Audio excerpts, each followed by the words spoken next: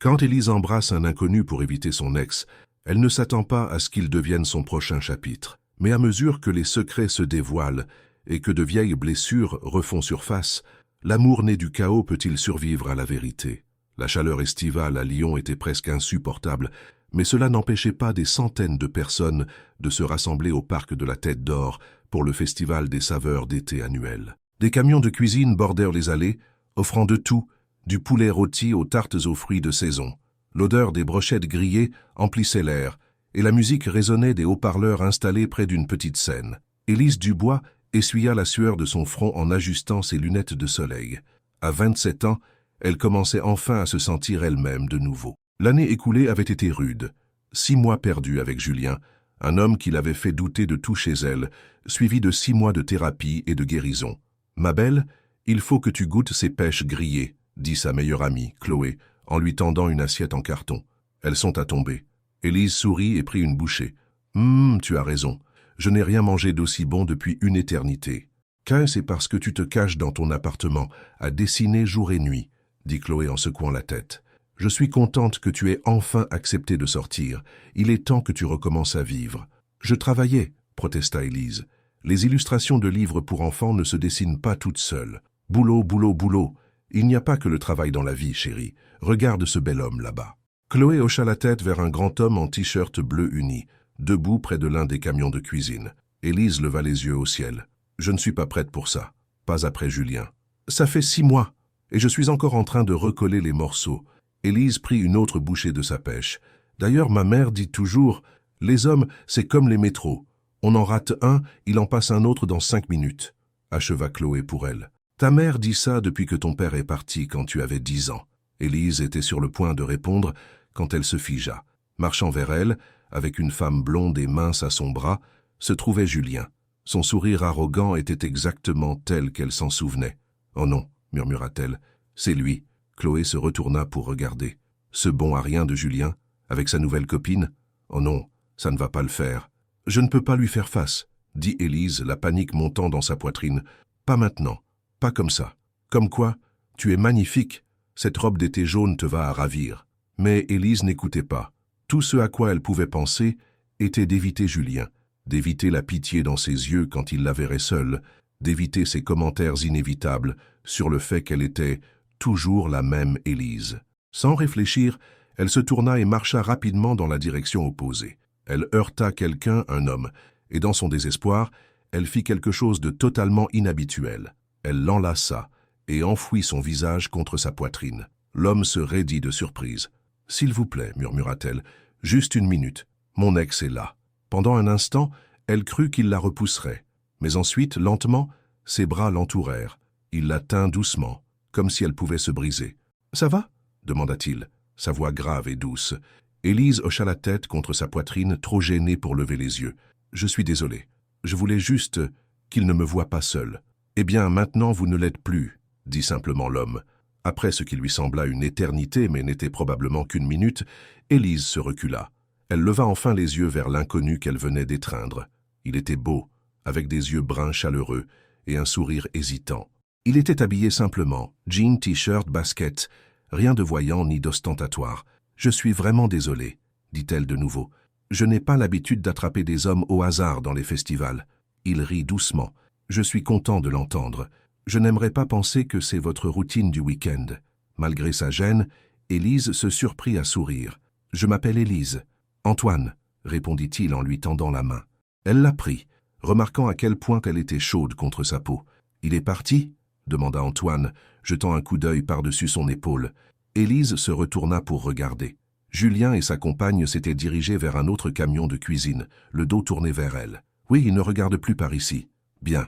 Mon travail est terminé alors. » Antoine commença à se retourner. « Attendez, » dit Élise, se surprenant elle-même. « Puis-je vous offrir un verre pour vous remercier ?»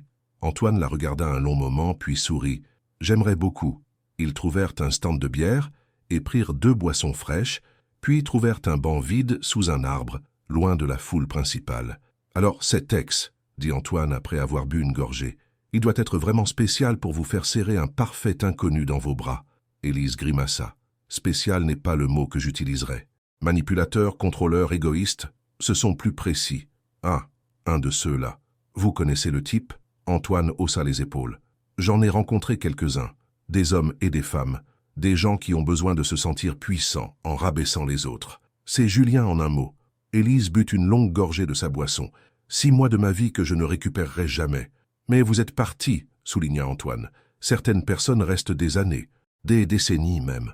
Ma mère m'a mieux éduqué que ça. Le téléphone d'Élise vibra avec un SMS de Chloé lui demandant où elle avait disparu. Elle envoya une réponse rapide, puis se tourna vers Antoine. « Et vous, qu'est-ce qui vous amène au festival ?»« J'essaie juste de me reconnecter avec la ville, » dit-il. « J'ai grandi en région bordelaise, mais je suis parti depuis un moment. Pour le travail. » « Quel genre de travail ?» Antoine hésita. « Des choses liées aux nouvelles technologies. Rien d'excitant. Plus excitant que de dessiner des animaux qui parlent toute la journée, ce que je fais. » Ses yeux s'illuminèrent. « Vous êtes artiste ?»« Illustratrice. Des livres pour enfants, principalement. Quelques travaux publicitaires quand j'ai besoin de payer les factures. » Elle sourit. « Mon dernier projet parle d'un pingouin qui veut voler. Réussit-il ? Il faudra acheter le livre pour le savoir, » taquina Élise. Ils parlèrent pendant plus d'1 heure, jusqu'à ce que Chloé les trouve et fasse un pouce levé pas si subtil à Élise, derrière le dos d'Antoine. « Je devrais probablement y aller, » dit Antoine en consultant sa montre. « Mais j'ai beaucoup aimé parler avec vous, Élise. »« Moi aussi. » Elle hésita, puis demanda « Voudriez-vous peut-être prendre un café un de ces jours ?» Antoine sourit, un sourire sincère qui atteignit ses yeux. « J'aimerais beaucoup. » Ils échangèrent leur numéro, et Antoine partit avec un petit signe de la main. Chloé fut sur elle immédiatement. « Ma belle, qui était-ce et pourquoi ne m'as-tu pas présenté ? Il s'appelle Antoine, et je viens de le rencontrer. » Élise ne put s'empêcher de laisser un sourire s'étendre sur son visage. « Je l'ai un peu étreint, pour me cacher de Julien. Tu as quoi ? J'ai paniqué. » Élise rit. « Mais il a été gentil. »« Gentil ? Ma chérie, il est magnifique. Et il n'avait Dieu que pour toi.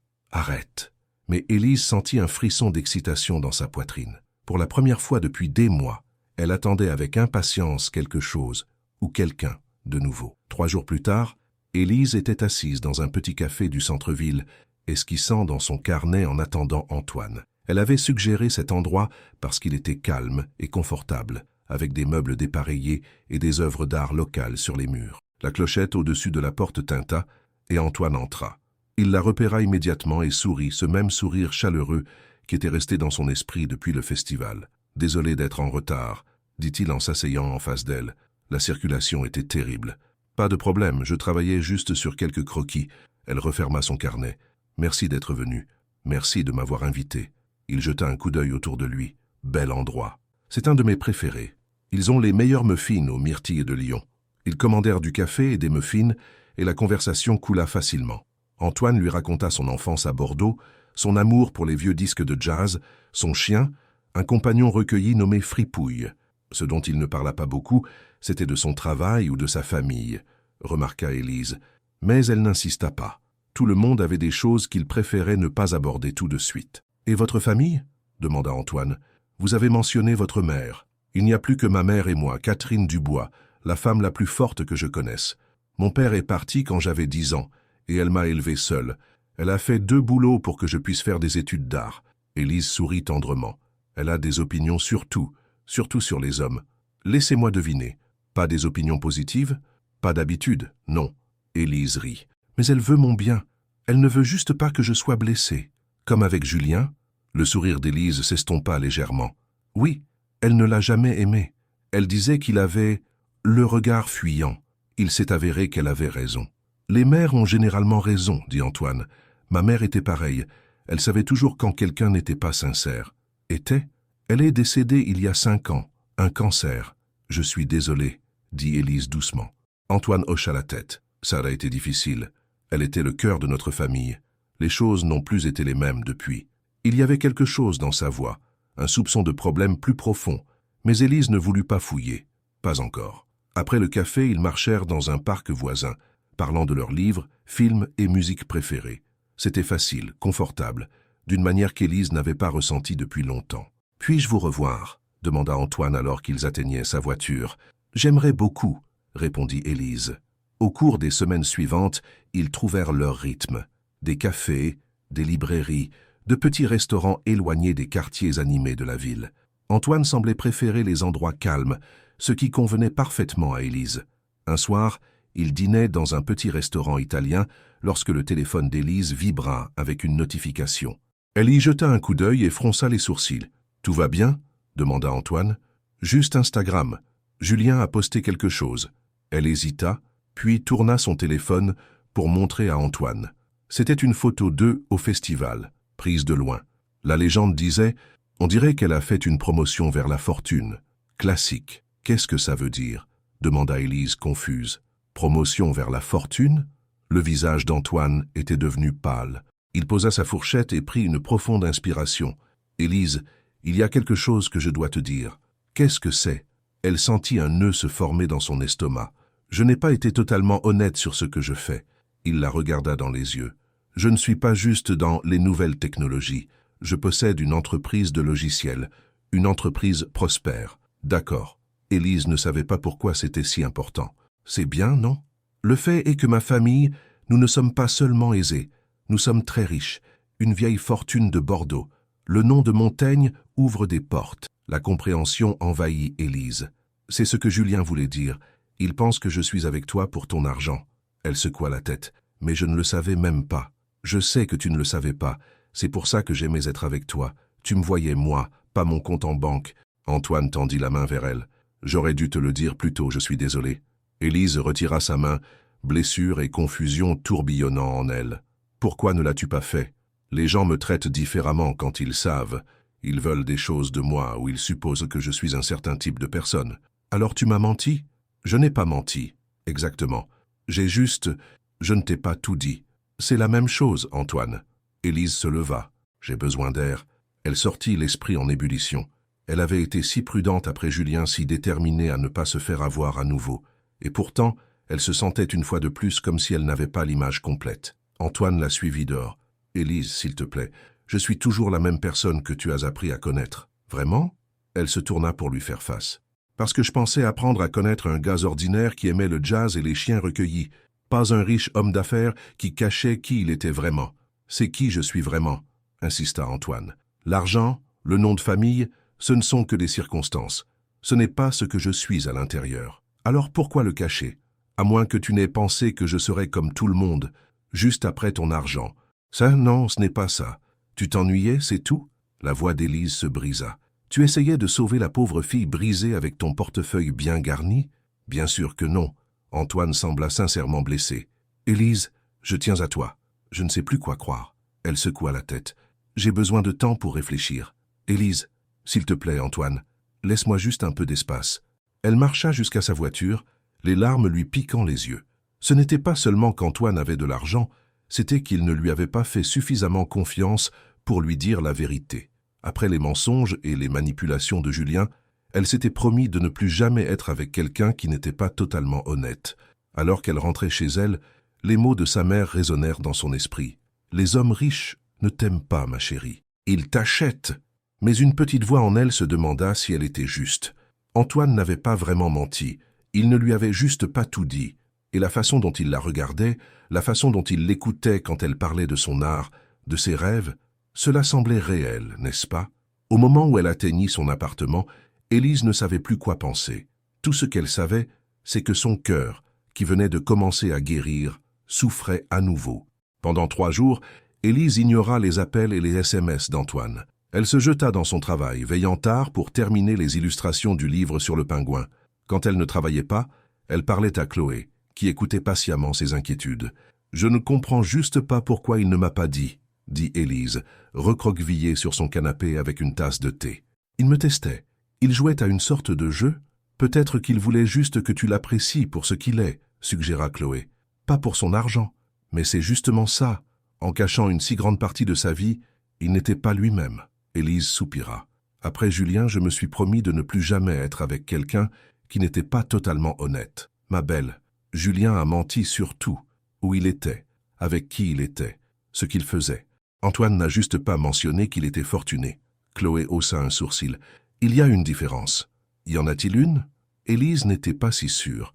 Ce soir-là, alors qu'Élise réchauffait des restes de pâtes pour le dîner, sa sonnette retentit. Quand elle ouvrit la porte, elle trouva sa mère debout, un sac de courses à la main. « Maman, Qu'est-ce que tu fais ici ?» Catherine Dubois, une femme grande avec la même peau brune chaude et les mêmes yeux expressifs que sa fille, entra sans attendre d'invitation. « Chloé a appelé. Elle a dit que tu te morfondais à cause d'un homme. »« Je ne me morfondais pas, » protesta Élise en fermant la porte. Catherine se dirigea directement vers la cuisine et commença à déballer le sac. « Bien, parce que les hommes ne valent pas la peine de se morfondre. Maintenant, j'ai apporté les ingrédients pour mon fameux pot-au-feu, celui qui te fait toujours te sentir mieux. » Élise sourit malgré elle. Le pot-au-feu de sa mère était légendaire, une recette transmise de génération en génération. Alors qu'elles cuisinaient ensemble, Catherine réussit habilement à extraire toute l'histoire d'Élise. Le festival, l'étreinte, les rendez-vous au café, et enfin, la révélation d'Antoine sur sa richesse. « Donc il est riche ?» dit Catherine d'un ton neutre remuant la marmite. « Riche et il te l'a caché. »« Oui, et tu es contrariée parce que… » Élise regarda sa mère avec surprise. « Parce qu'il n'a pas été honnête avec moi. Ma chérie, lui as-tu tout dit de toi au premier rendez-vous? À propos de Julien? À propos de la façon dont cet homme t'a fait te sentir si mal que tu ne pouvais pas sortir du lit certains jours? C'est différent. Est-ce le cas ?» Catherine goûta le pot-au-feu, puis ajouta plus de sauce piquante. « Il me semble que vous vous protégez tous les deux.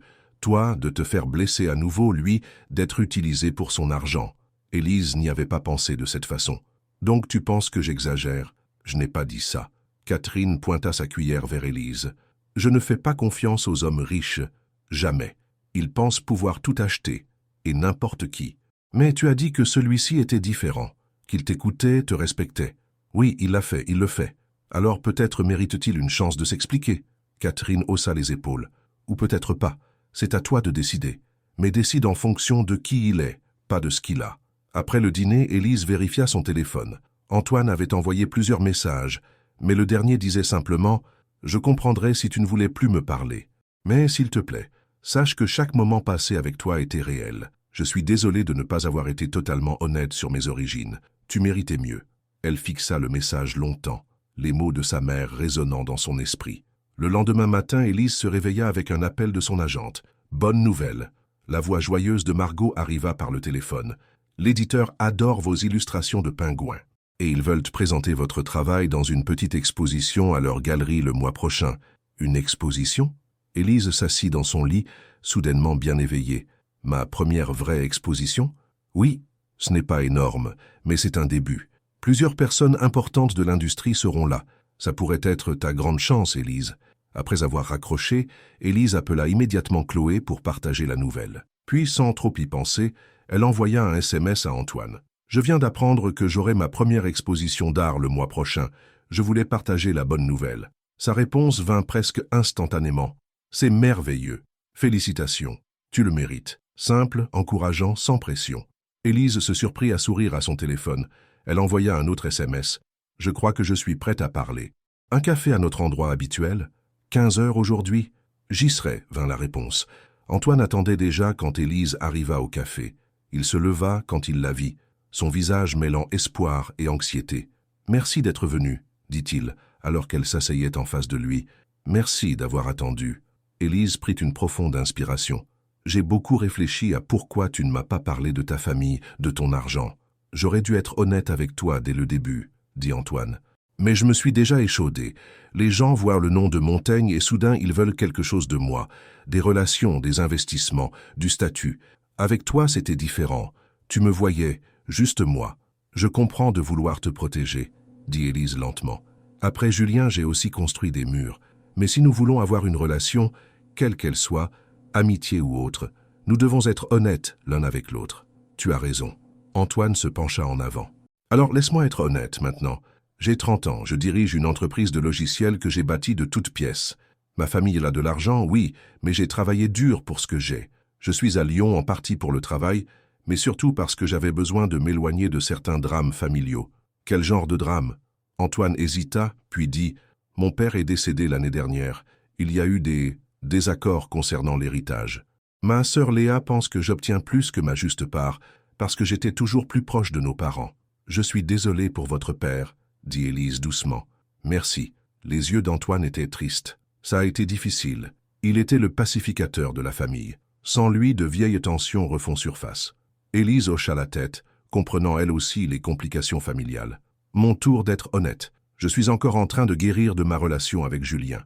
Il m'a fait douter de moi, de mon talent, de ma valeur. Je travaille là-dessus, mais je n'y suis pas encore totalement. Je comprends. Antoine tendit la main sur la table, sa main s'arrêtant juste avant la sienne. Et je veux que tu saches, je n'ai jamais voulu compliquer ton processus de guérison. Si tu as besoin d'espace ou de temps, ou si tu veux juste être ami, je respecte cela. Élise regarda sa main, puis plaça lentement la sienne par-dessus. J'aimerais essayer à nouveau. Lentement, avec tout au clair cette fois. Le sourire d'Antoine fut comme un rayon de soleil perçant les nuages. Moi aussi j'aimerais cela. Au cours des 2 semaines suivantes, Élise et Antoine reconstruisirent leur connexion. Il se confia davantage sur sa famille et son entreprise. Elle partagea plus sur ses luttes avec Julien et ses espoirs pour sa carrière artistique. Un soir, Antoine l'invita à dîner chez lui, un appartement élégant et moderne dans l'un des quartiers chics de Lyon. C'était agréable, certes, mais pas le manoir qu'elle avait à moitié attendu. « C'est charmant », dit-elle, en regardant l'ameublement de bon goût et le mur de livres. « C'est temporaire », expliqua Antoine en lui versant un verre de vin. « Juste une location pendant que je suis en ville. Ma vraie maison est à Bordeaux. C'est là que votre entreprise est basée ? » ?»« Oui, mais je peux travailler de n'importe où ces jours-ci. » Il lui tendit le vin. « Comment se passent les préparatifs de votre exposition ? » ?»« Bien, je suis très occupé. J'ai sélectionné les pièces à montrer.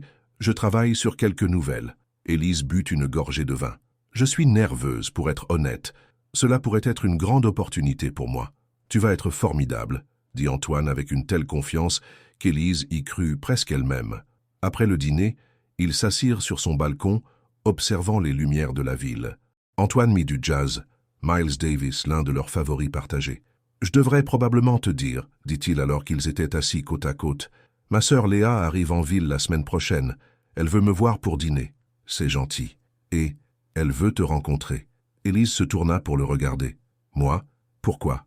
Antoine sembla un peu embarrassé. « Je t'ai peut-être mentionné. Plusieurs fois. Elle est curieuse de connaître la femme qui a redonné le sourire à son frère. » Un sentiment de chaleur se répandit dans la poitrine de Léonie. « Tu parles de moi à ta famille. Ça te dérange ? » ?»« Non, » dit-elle doucement. « Pas du tout. » Alexia de Montaigne était grande et élégante, avec les mêmes yeux bruns chaleureux que son frère, mais une expression beaucoup plus réservée. Elle jaugea Léonie dès l'instant où elles se rencontrèrent dans un restaurant chic du centre-ville de Lyon. « Alors, c'est vous l'illustratrice ?» dit-elle, son ton sonnant comme une accusation. « Oui, » répondit Léonie, déterminée à rester polie. « Et vous travaillez dans la finance, me dit Grégoire. La banque d'investissement. » Alexia esquissa un sourire fin, tradition familiale. Tout au long du dîner, Alexia posa à Léonie des questions précises sur sa carrière, son parcours, sa famille. Grégoire tenta d'intervenir à plusieurs reprises, mais Léonie tint bon. « Vous avez rencontré mon frère lors d'un festival culinaire ?» demanda Alexia, levant un sourcil parfaitement épilé. « Oui, je l'ai en fait serré dans mes bras pour me cacher de mon ex », admit Léonie, décidant que l'honnêteté était la meilleure approche. Pour la première fois de la soirée, Alexia parut réellement surprise. Puis, de manière inattendue, elle rit. « Eh bien ça, c'est nouveau.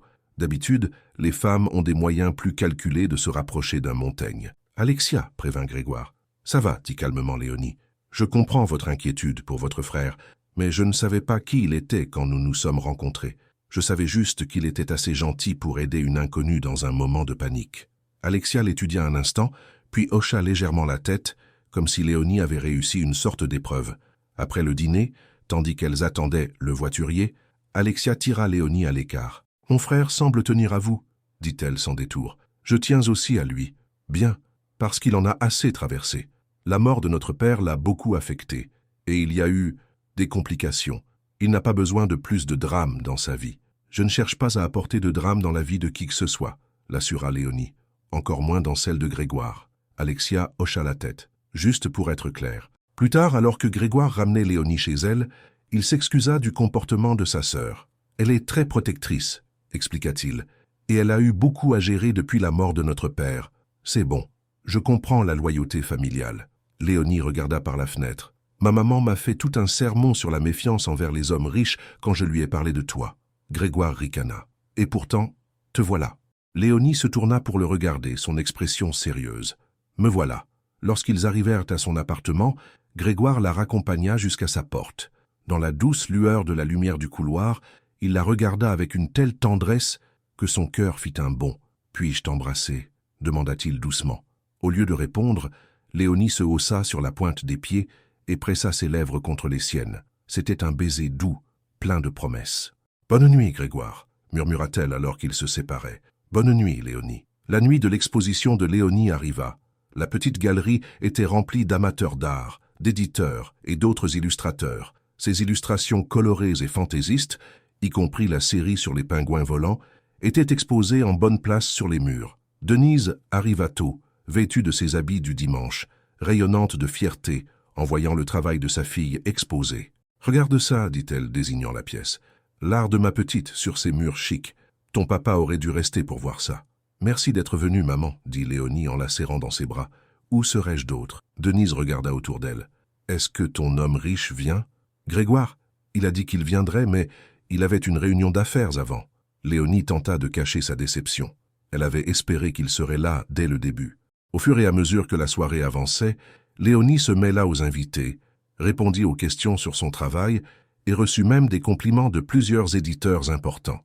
Mais ses yeux ne cessèrent de se tourner vers la porte. « Il sera là », l'assura Chloé pendant un moment calme. « Arrête de ressembler à un chiot perdu. »« Je ne le suis pas », protesta Léonie. « Je suis juste nerveuse. »« Ah bon ?» Les yeux de Chloé s'écarquillèrent soudainement. « Ma fille, ne regarde pas maintenant, mais Jérôme vient d'entrer. »« Quoi ?» Léonie se retourna, le cœur serré en apercevant son ex près de l'entrée.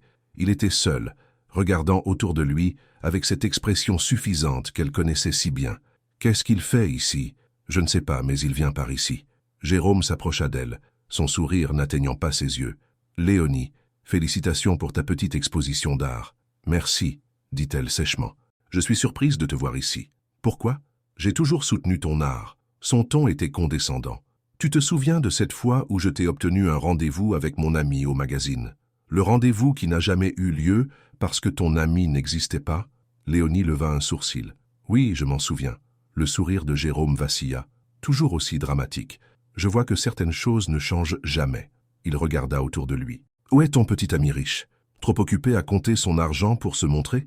Avant que Léonie ne puisse répondre, une voix vint de derrière elle. « En fait, je suis juste ici. » Grégoire se tenait là, élégant dans un costume sombre, une petite pochette cadeau à la main. Il s'avança et passa son bras autour de la taille de Léonie, un geste à la fois protecteur et possessif. « Vous devez être Jérôme, » dit-il, sa voix calme mais polie. « Léonie vous a mentionné. » Les yeux de Jérôme se plissèrent. « Et vous êtes le type de Montaigne. On m'a dit que vous fréquentiez des milieux moins huppés ces jours-ci. »« Jérôme !» s'exclama Léonie. « Je me considère incroyablement chanceux d'être avec Léonie, » dit calmement Grégoire. « Elle est talentueuse, gentille, et plus forte qu'elle ne le croit. Maintenant, si vous voulez bien nous excuser, nous allions admirer ses œuvres d'art extraordinaires. » Il guida Léonie à l'écart, laissant Jérôme là, fumant de rage. « Je suis désolé d'être en retard, » dit Grégoire une fois qu'ils furent hors de portée de voix. La réunion a duré plus longtemps que prévu, et ensuite, le trafic était un cauchemar. « Tu es là maintenant, » dit Léonie, souriant vers lui. « C'est ce qui compte. Je n'aurais manqué ça pour rien au monde. » Il lui tendit la pochette cadeau. Une petite félicitation. À l'intérieur se trouvait un magnifique stylo plume, élégant, mais pas ostentatoire. Y étaient gravés les mots « Pour créer des mondes avec ton art ». « Grégoire », souffla Léonie. « C'est parfait, comme toi », dit-il simplement. Alors qu'il se promenait dans la galerie, regardant ses illustrations, Léonie sentit une sensation de paix l'envahir. Malgré l'apparition inattendue de Jérôme, malgré ses insécurités persistantes, malgré toutes les complications, quelque chose dans le fait d'être avec Grégoire lui semblait juste. Plus tard, alors que l'événement touchait à sa fin, Denise s'approcha d'eux. « Alors c'est vous l'homme riche que ma fille fréquente, » dit-elle, jaugeant Grégoire du regard. « Maman, » prévint Léonie. « Enchantée de vous rencontrer, Madame Dubois, » dit Grégoire tendant la main. « Léonie parle très bien de vous. »« Ah oui ?» Denise lui prit brièvement la main. « Eh bien, je l'ai élevée pour qu'elle soit honnête, même quand la vérité n'est pas belle. » « Car est une leçon précieuse, » convint Grégoire, « et une que j'ai appris à apprécier plus récemment. » Denise l'étudia un instant, puis hocha légèrement la tête. « Vous vous êtes montré pour elle ce soir, c'est déjà ça. » Venant de Denise, c'était pratiquement un éloge vibrant. En quittant la galerie, Grégoire prit la main de Léonie. « Votre mère est formidable. »« C'est un mot pour le dire, » rit Léonie. « Elle est juste protectrice, comme Alexia. »« Oui, je suppose. » Ils marchèrent en un silence confortable un instant, puis Grégoire dit « Ton art était magnifique, Léonie.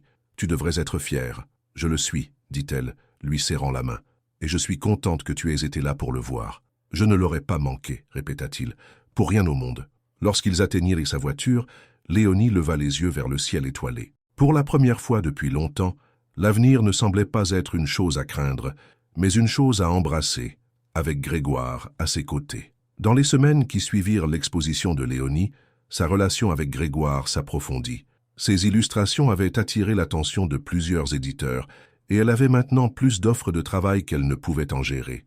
Grégoire avait été son plus grand soutien, l'aidant à trier les contrats et à négocier de meilleures conditions. « Tu devrais obtenir au moins le double de ce montant, » dit-il un soir, alors qu'ils étaient assis dans son petit appartement, examinant un contrat pour une nouvelle série de livres pour enfants. « Tout le monde n'a pas ton expérience en affaires, » répondit Léonie, lui donnant un coup d'épaule joueur. « De plus, je suis juste heureuse d'avoir un travail stable. Tu mérites plus. » Grégoire était sérieux. « Ton talent vaut plus. » Léonie sentit une chaleur se répandre dans sa poitrine. Avec Jérôme, tout succès qu'elle avait était d'une manière ou d'une autre déformé pour le concerner. Avec Grégoire, ses réalisations étaient célébrées, ses talents reconnus. Cette nuit-là, alors qu'ils étaient enlacés sur son canapé, regardant un vieux film, le téléphone de Grégoire sonna. Il vérifia l'écran et fronça les sourcils. « C'est Alexia, » dit-il. « Je devrais prendre cet appel. » Léonie hocha la tête, s'asseyant pour lui laisser de l'espace. Elle essaya de ne pas écouter la conversation, mais la voix de Grégoire devint de plus en plus tendue. « Non, je t'ai dit que je ne signerai pas ces papiers, parce que ce n'est pas ce que papa voulait. Je me fiche de ce que disent les avocats. » Il passa une main dans ses cheveux avec frustration. « Nous devons en parler en personne, pas au téléphone. » Quand il raccrocha, sa mâchoire était serrée de colère. « Tout va bien ?» demanda doucement Léonie. Grégoire soupira. « Affaire de famille, rien pour toi de t'inquiéter. » Et elle lui toucha le visage, le tournant vers elle. « Si ça te dérange, ça me dérange. Parle-moi. » Un instant, il hésita. Puis les mots se déversèrent. « Le testament de mon père, il y a un litige. Alexia pense que j'obtiens plus que ma part de l'héritage. Mais ce n'est pas vrai. Papa a laissé des instructions spécifiques concernant l'entreprise familiale, sur la façon dont elle devrait être gérée après son départ. J'essaie d'honorer ses volontés, mais Alexia et certains membres du conseil d'administration pensent que nous devrions vendre à une plus grande entreprise. Et tu ne veux pas vendre? Non. L'entreprise est dans notre famille depuis des générations. Mon arrière-grand-père l'a bâtie à partir de rien. Papa n'aurait jamais voulu qu'elle tombe entre les mains d'étrangers. Il regarda Léonie, les yeux douloureux. Alexia pense que je suis têtu parce que je suis le PDG et que je veux garder ma position. Mais ce n'est pas une question de pouvoir ou d'argent. C'est une question d'héritage. Léonie hocha la tête, comprenant elle aussi l'héritage familial. Sa propre mère lui avait transmis non seulement des recettes et des histoires, mais aussi des valeurs et de la force. « Que vas-tu faire? Me battre, je suppose, tenir bon. » Grégoire la serra contre lui. « Mais assez parlé de mes problèmes. Retournons au film. » Léonie laissa tomber, mais elle sentit qu'il y avait plus à l'histoire que ce que Grégoire partageait. Le lendemain matin, Léonie rencontra Chloé pour le petit déjeuner dans leur café préféré. « Ça devient sérieux avec le garçon riche, hein ?» taquina Chloé, remuant du sucre dans son café. « Il s'appelle Grégoire, » corrigea Léonie, mais elle souriait. « Et oui, je suppose que oui. Regarde-toi rayonnante comme une femme amoureuse. » « L'amour ?» Léonie manqua de s'étouffer avec son jus d'orange. « C'est trop tôt pour ça. »« Vraiment ?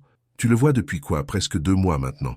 Et tu as ce regard. » « Quel regard ? Celui qui dit que tu penses à un avenir avec lui. » Léonie ne pouvait le nier.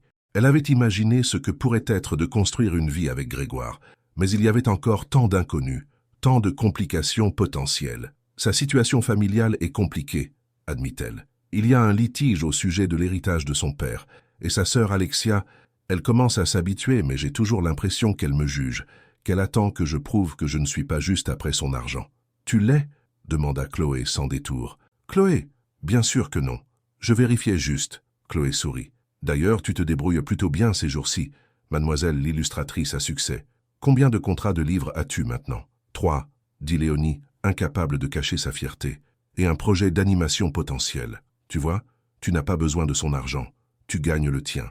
Ça n'a jamais été une question d'argent. » Léonie joua avec sa serviette. « C'est lui. La façon dont il écoute, vraiment écoute. La façon dont il soutient mes rêves sans essayer de les ramener à lui. La façon dont il me regarde comme si j'étais la personne la plus intéressante de la pièce. »« Ma fille, tu es amoureuse, » déclara Chloé. « Et d'après ce que j'ai vu, il ressent la même chose. Plus tard ce jour-là, Léonie était dans son petit atelier à la maison, travaillant sur des esquisses pour un nouveau livre, quand son téléphone sonna. C'était sa mère. « Salut maman. »« Ma petite, il faut que tu viennes, » dit Denise sans préambule. « Il y a quelque chose que tu dois voir. Tout va bien? Viens, c'est tout. » Denise raccrocha. Inquiète, Léonie se rendit en voiture chez sa mère, un petit bungalow bien entretenu dans le sud de Lyon. Denise l'attendait sur le porche, un journal à la main. « Qu'est-ce qui se passe ?» demanda Léonie en montant les marches. Silencieusement, Denise lui tendit le journal. C'était la section mondaine du Progrès. En première page se trouvait une grande photo de Grégoire lors d'un événement caritatif, avec une belle femme à son bras. La légende disait « L'entrepreneur technologique Grégoire de Montaigne et la mondaine Vanessa Leclerc au bénéfice de l'hôpital des enfants de Bordeaux. »« Oh » dit Léonie, son estomac se nouant. « Il y a plus » dit Denise, désignant l'article qui accompagnait la photo, mentionnant les fiançailles supposées de Grégoire avec Vanessa, fille d'une éminente famille bordelaise. « Ça doit être une erreur » dit Léonie, mais sa voix tremblait légèrement. Grégoire me l'aurait dit s'il était fiancé. Vraiment? Les yeux de Denise étaient pleins d'inquiétude. Les hommes comme ça ont des femmes dans chaque ville, ma chérie. Je ne dis pas qu'il ne tient pas à toi, mais... Non. Léonie la coupa. Grégoire n'est pas comme ça, il est honnête avec moi. Comme il l'a été pour son argent, Denise leva un sourcil.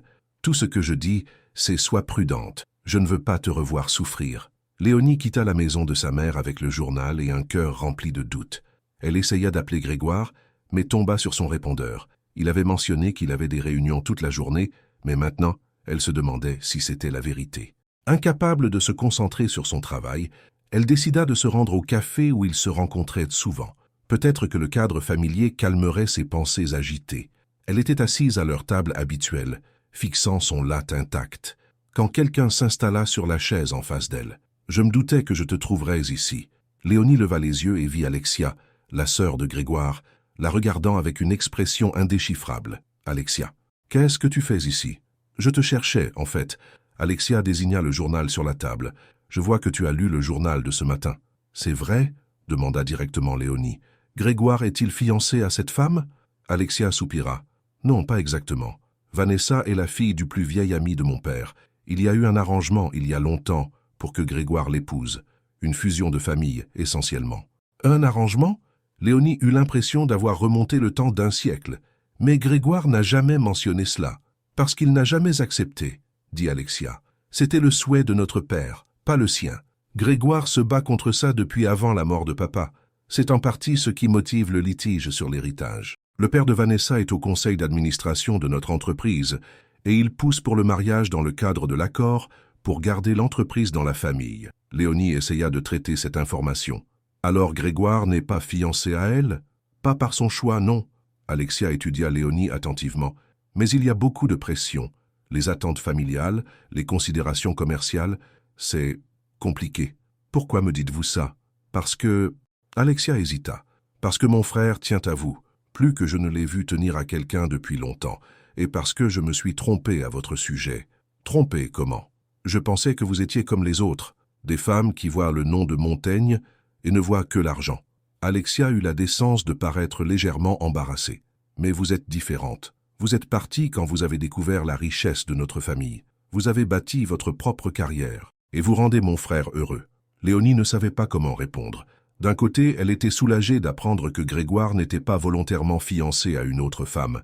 D'un autre côté, cet arrangement était une complication de plus, une autre chose qu'il n'avait pas partagée avec elle. « Il aurait dû me le dire, » dit-elle finalement. « Oui, il aurait dû, » convint Alexia. « Mon frère, malgré toute sa perspicacité en affaires, peut être remarquablement stupide quand il s'agit de questions personnelles. Il ne voulait pas vous accabler avec nos drames familiaux. Ce n'était pas sa décision. Les relations sont bâties sur l'honnêteté. Alors dites-lui ça. » Alexia se leva. « Il est au bureau de Montaigne Technology, au centre-ville, 12e étage.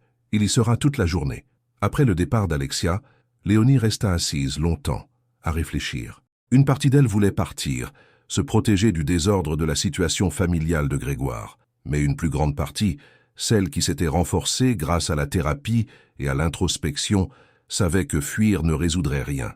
Elle prit une profonde inspiration et se dirigea vers le centre-ville. Le bureau de Montaigne Technologies occupait les 3 derniers étages d'un élégant bâtiment en verre. Léonie donna son nom à la réceptionniste, qui parut surprise mais appela le bureau de Grégoire. Quelques minutes plus tard, Grégoire lui-même sortit de l'ascenseur, son visage s'illuminant en la voyant. « Léonie, quelle merveilleuse surprise! Nous devons parler, dit-elle doucement, quelque part en privé. » Son sourire vacilla, mais il hocha la tête. « Bien sûr, mon bureau. » Le bureau de Grégoire était spacieux et moderne, avec des baies vitrées offrant une vue panoramique sur Lyon. Léonie aurait pu être impressionnée dans d'autres circonstances. « Qu'est-ce qui ne va pas ?» demanda Grégoire une fois la porte fermée. Sans un mot, Léonie lui tendit le journal. Il le parcourut du regard, son expression s'assombrissant. « Ce n'est pas ce que ça paraît, commença-t-il. Je sais, ta sœur a expliqué. » Grégoire parut surpris. « Alexia t'a parlé. Elle m'a trouvé à notre café. Elle m'a parlé de l'arrangement, avec Vanessa. » Léonie croisa les bras. « Pourquoi ne m'as-tu rien dit ?» Grégoire s'enfonça dans sa chaise, l'air soudainement fatigué. « Parce que ce n'est pas réel. Je n'ai jamais accepté d'épouser Vanessa. Mon père l'a suggéré, il y a des années, comme un moyen de renforcer les liens entre nos familles. J'ai refusé, fin de l'histoire. Sauf que ce n'est pas la fin, n'est-ce pas? Son père est à ton conseil d'administration. Il fait partie du litige sur l'héritage. » Oui, Grégoire passa une main dans ses cheveux. « Richard Dubois mène la charge pour vendre l'entreprise. Il pense que si j'épouse Vanessa, il pourra me contrôler l'entreprise à travers moi. Et tu n'as pas pensé que c'était assez important pour le mentionner? Je ne voulais pas t'entraîner dans le désordre de ma famille. » Grégoire se leva et s'approcha d'elle. « Léonie, s'il te plaît, crois-moi, il n'y a rien entre Vanessa et moi. Cette photo a été prise lors d'un événement caritatif auquel j'étais obligé d'assister.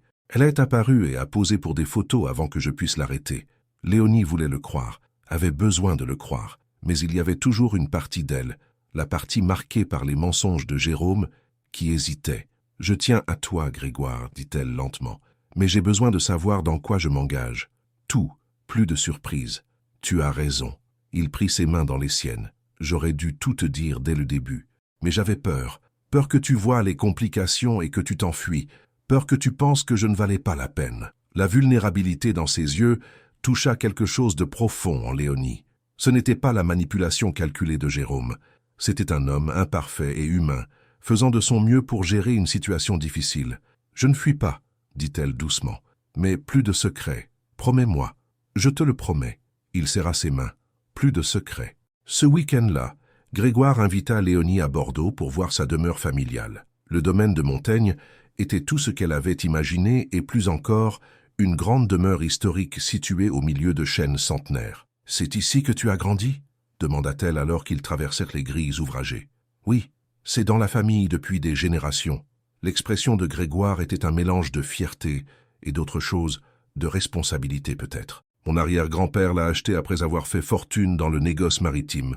L'intérieur était tout aussi impressionnant, avec de hauts plafonds, des lustres en cristal et des meubles anciens qui semblaient sortir d'un musée.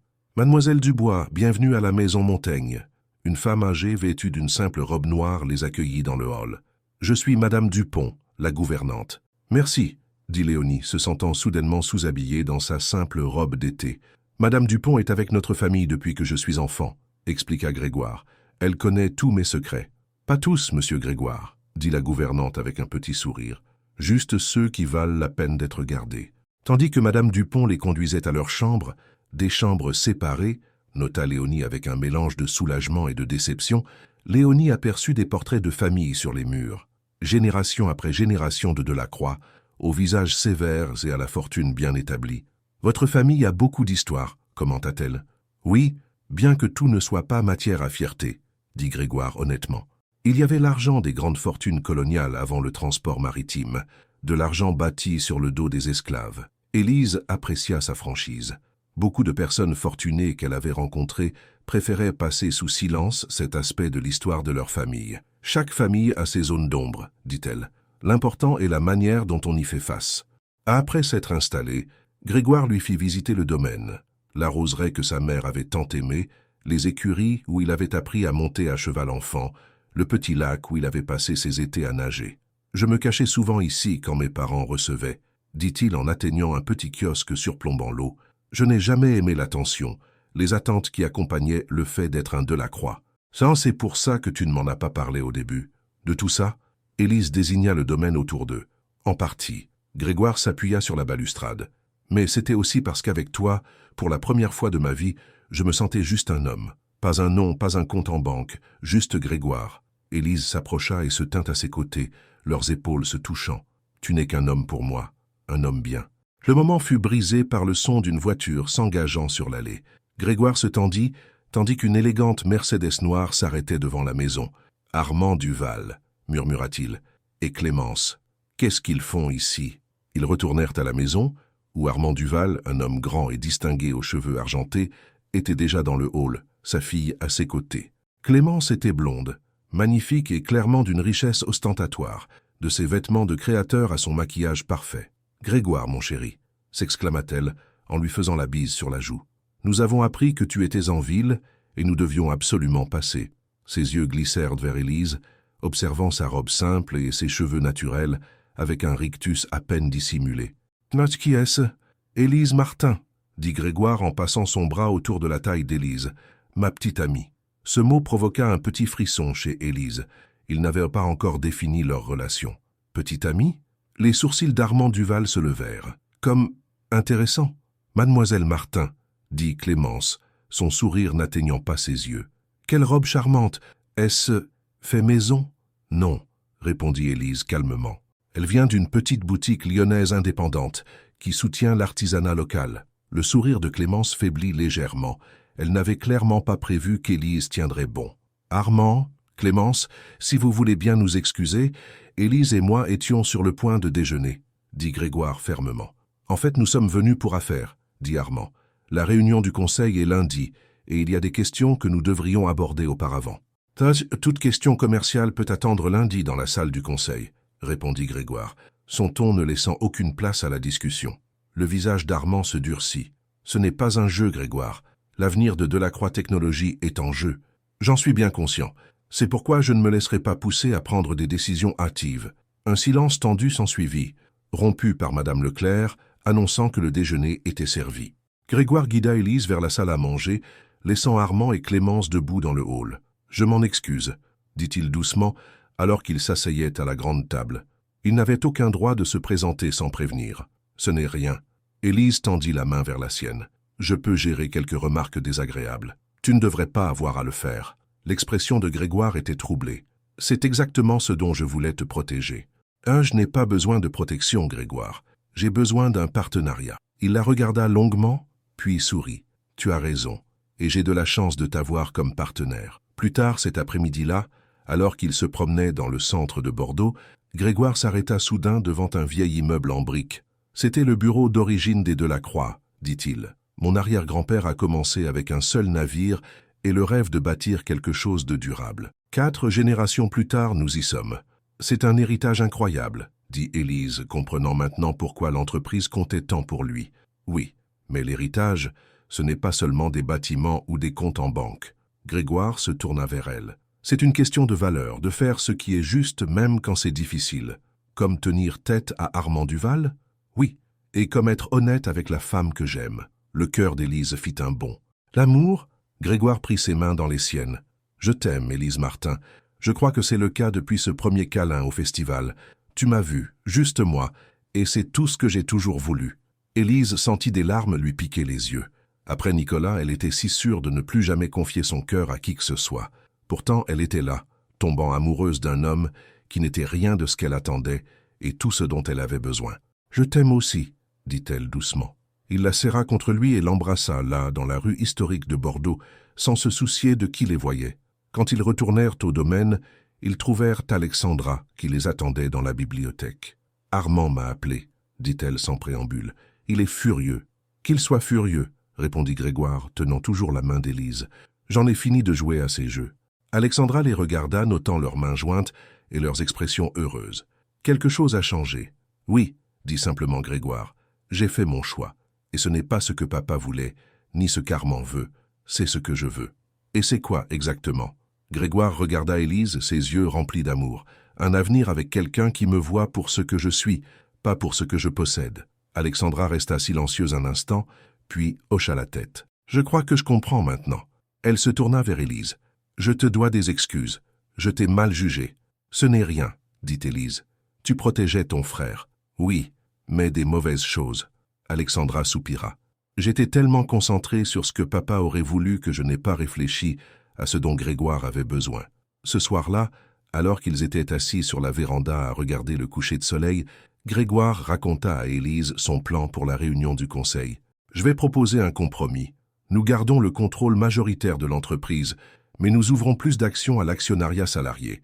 Ce n'est pas ce qu'Armand veut, mais cela honore l'esprit des souhaits de mon père tout en faisant avancer l'entreprise. Tu penses que ça marchera? Je ne sais pas, mais c'est la bonne chose à faire. » Il lui serra la main. « Et quoi qu'il arrive, je t'ai. C'est ce qui compte le plus. » Élise posa sa tête sur son épaule, ressentant un sentiment de paix malgré l'incertitude à venir. Pour la première fois depuis Nicolas, elle n'avait plus peur de l'avenir. Avec Grégoire, elle se sentait assez forte pour affronter ce qui viendrait. Alors que le soleil disparaissait sous l'horizon, peignant le ciel de nuances roses et dorées, Élise repensa au chemin parcouru depuis ce câlin désespéré au festival. Parfois, les moments les plus inattendus pouvaient tout changer. Le lundi matin arriva sous un ciel gris et une légère bruine, un temps qui correspondait à la tension régnant dans la salle du conseil de Delacroix Technologies. Élise avait insisté pour accompagner Grégoire afin de lui apporter un soutien moral, bien qu'elle l'attendrait dans son bureau pendant la réunion. « Es-tu sûr d'être prêt pour ça ?» demanda-t-elle, alors qu'il se tenait dans l'ascenseur, montant vers l'étage des dirigeants. Grégoire ajusta sa cravate et hocha la tête. « Avec toi à mes côtés, je suis prêt à tout. » Lorsque les portes s'ouvrirent, ils trouvèrent Alexandra qui les attendait, élégante dans un tailleur sur mesure. « Armand a amené des avocats, » prévint-elle, « et Clémence. » Bien sûr qu'il l'a fait.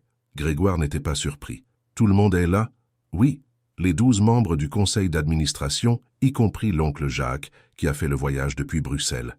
Élise serra la main de Grégoire. « Tu vas y arriver. Parle avec ton cœur. » Il l'embrassa rapidement. « Tu m'attends dans mon bureau? Je serai juste là. » Tandis que Grégoire et Alexandra se dirigeaient vers la salle du conseil, Élise se rendit au bureau de Grégoire. Elle essaya de se distraire en admirant la vue sur la ville de Lyon, mais ses pensées revenaient sans cesse à Grégoire et à ce qui se passait derrière ses portes closes. Après ce qui lui sembla des heures, mais n'était probablement que 45 minutes, elle entendit des voix s'élever dans le couloir. La porte s'ouvrit et Armand Duval sortit en trombe, le visage rouge de colère. Clémence le suivit, jetant un regard venimeux à Élise avant de se presser derrière son père. Quelques minutes plus tard, Grégoire entra, son expression mêlant fatigue et triomphe. « Que s'est-il passé ?» demanda Élise en se levant de son siège. « Nous avons gagné. »« En grande partie. » Grégoire desserra sa cravate. « Le conseil a voté 7 contre 5 pour garder l'entreprise dans la famille, avec mon plan d'actionnariat salarié élargi. C'est merveilleux. » Armand et Clémence n'étaient pas de cet avis. Grégoire sourit d'un air sombre. Il a menacé de porter plainte, mais les avocats de l'entreprise ont assuré à tous que le testament de mon père était clair. Tant que je resterai PDG, le contrôle restera entre nos mains. Et Clémence? L'arrangement? Mort et enterré. J'ai été très clair, il n'y aura jamais de mariage entre nous. Pas quand mon cœur appartient à quelqu'un d'autre. Élise sentit une chaleur envahir sa poitrine. « Tu as dit ça? Devant tout le monde ?» « Oui. » Grégoire la serra contre lui. « Je leur ai dit que certaines traditions devaient changer, et forcer les gens à des mariages sans amour pour des raisons commerciales en fait partie. » C'est comment Armand a-t-il réagi? À peu près comme on pouvait s'y attendre. Il a démissionné du conseil sur le champ. « Je suis désolé, » dit Élise, sachant à quel point l'histoire de l'entreprise comptait pour Grégoire. « Ne le sois pas, c'est pour le mieux. Maintenant, nous pouvons avancer sans son ingérence. » Grégoire l'embrassa sur le front. « Et en parlant d'avancer, il y a une célébration de l'entreprise ce soir. Une fête sur le toit au Belvédère de Lyon. J'aimerais que tu sois ma cavalière. Tu es sûr? Après tout ce qui vient de se passer? Absolument sûr. Je veux que tout le monde rencontre la femme que j'aime. Fini de se cacher, fini les mondes séparés. » Ce soir-là, Élise se tenait devant son placard, s'inquiétant de ce qu'elle allait porter pour une soirée d'entreprise chic. « Rien de ce que j'ai ne convient, » dit-elle à Chloé au téléphone. « Ma fille, tu as plein de jolies robes, » répondit Chloé. « Mais celle bleue que tu as achetée pour le mariage de ta cousine l'année dernière. Ce n'est pas seulement la robe. » Élise soupira. « Ce sont les collègues de Grégoire, ses associés. Je ne veux pas le gêner. Élise Martin, écoute-moi bien. Cet homme t'aime pour ce que tu es. Tu pourrais arriver en jean et t-shirt et il serait toujours fier de t'avoir à son bras. » Élise savait que Chloé avait raison, mais elle se sentait toujours nerveuse. Ce serait sa première apparition publique en tant que petite amie officielle de Grégoire, et après le drame de la réunion du conseil, tous les regards seraient tournés vers eux. Finalement, elle choisit la robe bleue que Chloé avait suggérée, accompagnée de simples boucles d'oreilles en argent que sa mère lui avait offertes pour ses 25 ans. Quand Grégoire arriva pour la chercher, ses yeux s'illuminèrent. « Tu es magnifique », dit-il en lui tendant un petit bouquet de fleurs des champs. « Qu'elles m'ont fait penser à tes illustrations. » Le toit de l'hôtel Le Belvédère de Lyon avait été transformé pour la soirée. Des lumières scintillantes pendaient au-dessus, créant l'illusion d'étoiles malgré les lumières de la ville. Un quatuor de jazz jouait dans un coin et des serveurs circulaient avec du champagne et des amuse-bouches. En entrant, Élise sentit les regards se tourner vers eux. Grégoire gardait sa main dans le bas de son dos, un geste à la fois protecteur et fier. « Grégoire, te voilà !» Un homme plus âgé s'approcha d'eux, la main tendue. « Félicitations pour la victoire d'aujourd'hui. »« Merci, Pierre. » Grégoire lui serra la main, puis se tourna vers Élise. « Je te présente Élise Martin. »« Élise, voici Pierre Leclerc, notre directeur financier. »« Un plaisir de vous rencontrer, mademoiselle Martin, » dit Pierre en souriant chaleureusement. « Grégoire a mentionné vos talents artistiques. »« Ah bon ?» Élise fut surprise. « En effet. En fait, nous discutions de la possibilité de vous commander des œuvres pour notre nouvelle aile pédiatrique à l'hôpital. » Tout au long de la soirée, Grégoire présenta Élise à d'innombrables collègues et associés. À sa surprise, beaucoup d'entre eux connaissaient déjà son travail. Grégoire, semblait-il, avait été son plus grand défenseur en coulisses. « Tu m'as fait de la bonne publicité », dit-elle lors d'un moment calme. Grégoire sourit. « J'ai peut-être mentionné ton talent 1 ou 2 fois. Ça te va ? Plus que ça, c'est adorable. » Elle l'embrassa sur la joue. « Juste inattendu.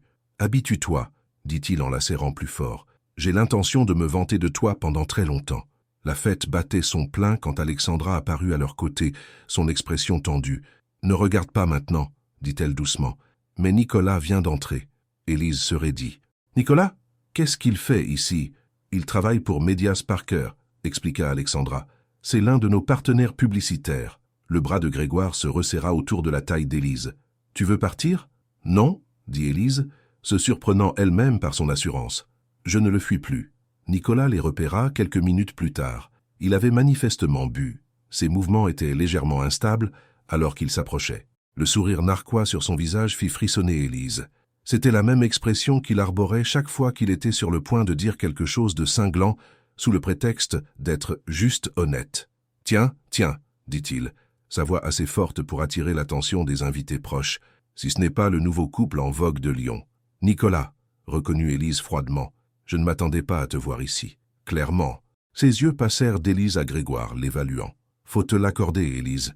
Tu as grimpé vite dans le monde, d'artiste en difficulté à la petite amie de l'un des hommes les plus riches de la région lyonnaise. » Grégoire s'avança légèrement. « Je crois que tu as assez bu, Nicolas. Il est peut-être temps de rentrer. » Nicolas l'ignora, son attention toujours fixée sur Élise. « Tu sais ce que je n'arrive pas à comprendre ? Ce qu'un type comme Delacroix voit en toi. À moins que ce ne soit une sorte d'œuvre de charité. C'est ça, sauver la pauvre fille du mauvais quartier. » Plusieurs personnes proches avaient cessé de parler pour observer la confrontation. Élise sentit ses joues brûler de honte et de colère. « Ça suffit, » dit Grégoire, sa voix calme mais ferme. Mais Nicolas était trop loin pour tenir compte de l'avertissement. Tout le monde sait ce qu'elle est, une croqueuse de diamants avec un passé douloureux. Une âme brisée qui cherche un moyen de subsistance. Le silence qui s'ensuivit fut assourdissant. Élise sentit comme si tout l'air avait été aspiré de la pièce.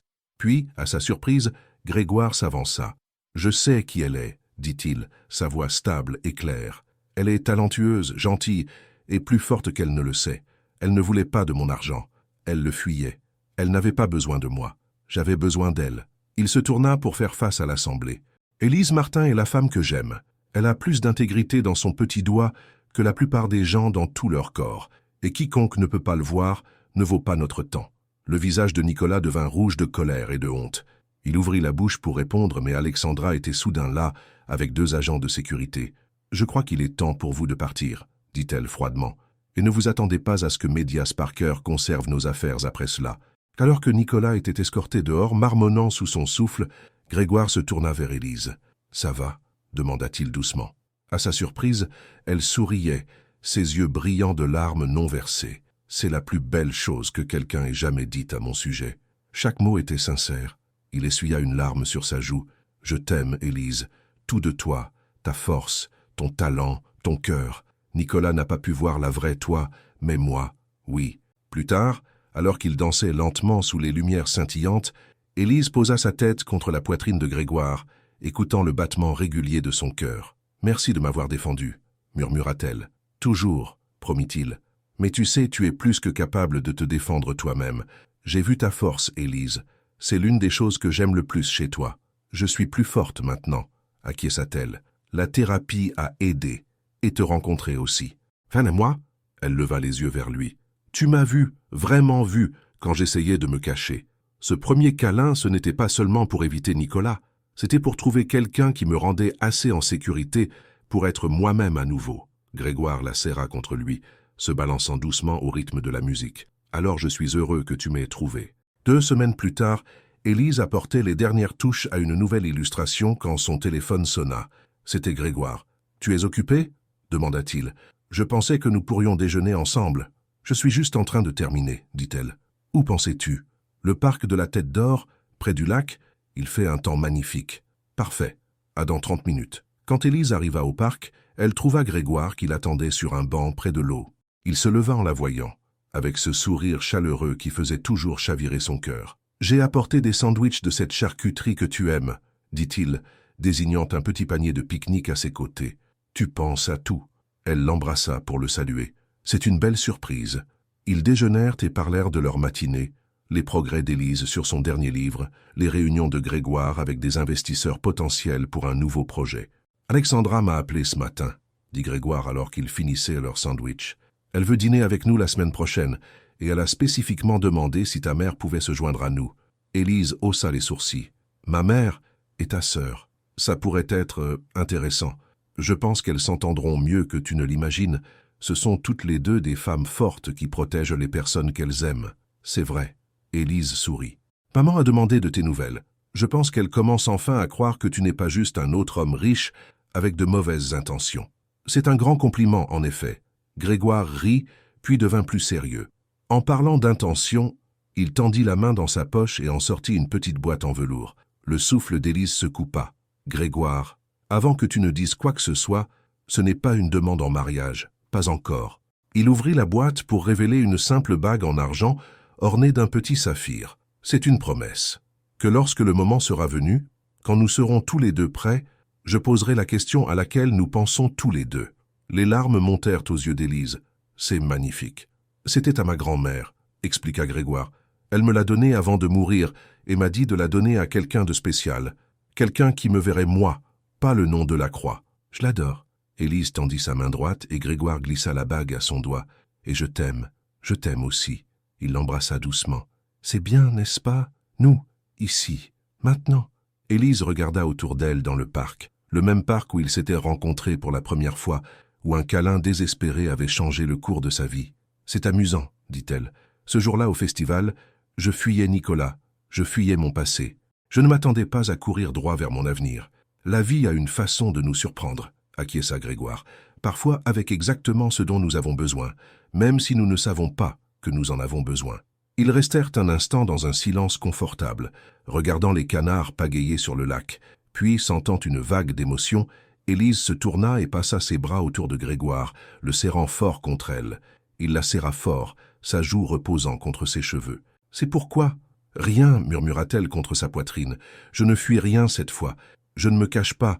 Je veux juste te tenir. » Les bras de Grégoire se resserrèrent autour d'elle. « Alors tiens-moi aussi longtemps que tu veux.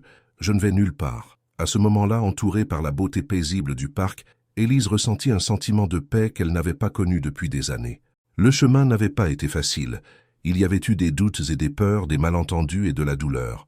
Mais il y avait aussi eu de la croissance et de la guérison, la confiance reconstruite et l'amour découvert. Quand ils se séparèrent enfin, Grégoire lui glissa une mèche de cheveux derrière l'oreille, ses yeux pleins de tendresse, prêt à partir. « Dans 1 minute, » dit Élise, prenant sa main. « Restons juste ici un peu plus longtemps.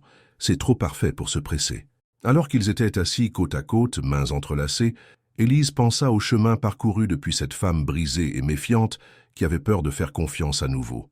Grégoire n'avait jamais essayé de la réparer. Il avait simplement créé un espace sûr pour qu'elle se répare elle-même, pour qu'elle redécouvre sa propre force. « À quoi penses-tu » demanda Grégoire, remarquant son expression pensive. « À nous, à quel point tu es différent de ce à quoi je m'attendais. Différemment bien ou différemment mal? Différemment parfait, dit-elle simplement. Tu n'essaies pas de me sauver, tu restes juste. Et c'est suffisant ?» Élise sourit, lui serrant la main. C'est tout. Le soleil de l'après-midi filtrait à travers les arbres, projetant des ombres mouvantes sur le chemin devant eux.